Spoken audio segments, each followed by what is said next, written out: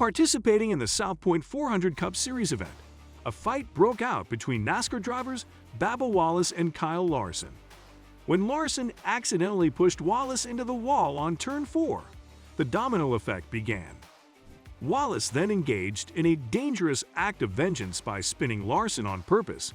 What happened next? For that, you need to stay tuned. Welcome back to the channel. The good news is that neither man suffered any significant injuries. The severity of Bubba Wallace's punishment was, nevertheless, predictable. But before we begin, subscribe to our channel and hit the like button. After being suspended from last weekend's Cup Series event by NASCAR officials, Bubba Wallace stated this Saturday, 29th of October 2022, that he and Kyle Larson had a good chat about their on-track argument 2 weeks ago, and that he now knows how to handle heated times. The NASCAR Cup Series garage saw Wallace's comeback on Saturday at Martinsville Speedway following a week's hiatus. Before Sunday's Xfinity 500, 2 p.m. ET, NBC, NBC Sports App, MRN, SiriusXM, the next to last race of the season, he spoke with media outside the 2311 Racing Team trucks. 2 weeks ago at Las Vegas Motor Speedway, Wallace responded following an on-track altercation with Larson by intentionally bumping both of their cars, as well as the number 20 entry of Toyota teammate Christopher Bell, causing all three to crash. After both drivers got out of their vehicles, he shoved Larson several times. Comment down what you think about the behavior. Was it acceptable? Wallace issued an apology on Twitter and Facebook for the event.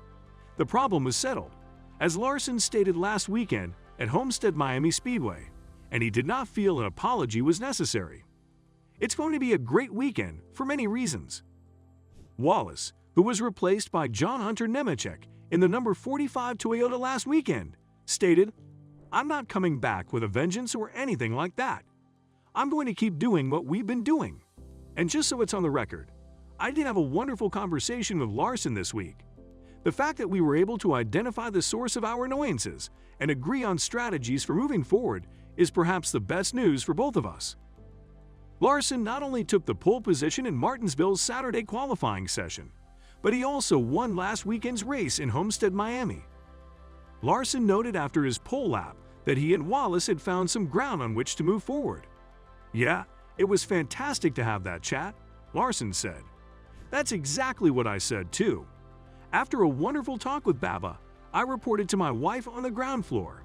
In my opinion, everything went swimmingly, and I feel like we've both already moved on." The conversation was beneficial, since we were able to air our grievances and make amends for our respective errors. Put it in the past and get back to competing? In the past, I feel that we've done excellently in races together.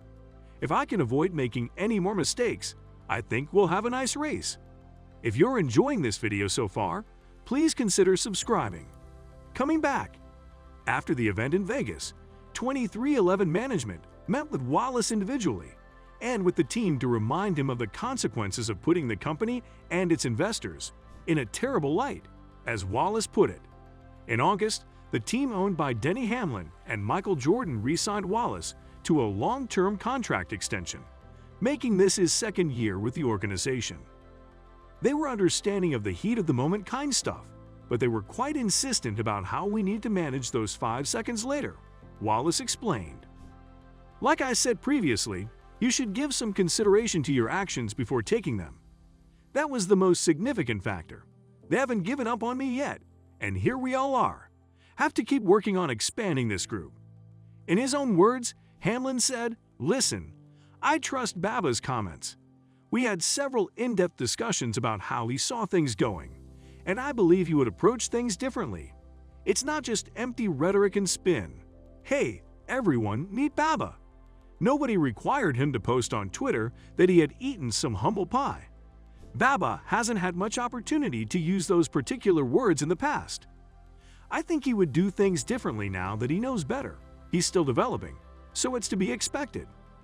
For Wallace, the most difficult aspects of his ban were having to sit out games and break his normal weekly schedule during the season. Further, he said he had talked to NASCAR's president and COO about the penalty and accepted it. Is he pretending to be someone? Or is it him talking in real life? Tell us in the comment section below. I've learned my lesson, Wallace admitted. But we have to be consistent with this, whether we're at Martinsville, Daytona, or Talladega. Throughout the boards and the entire series, we must maintain uniformity. The talk ended there, and it was a nice one. Comment down your thoughts below. That's all for today. Hope you enjoyed it. So don't forget to subscribe to our YouTube channel to see more of our incredible videos on NASCAR. Look forward to seeing you in the next video.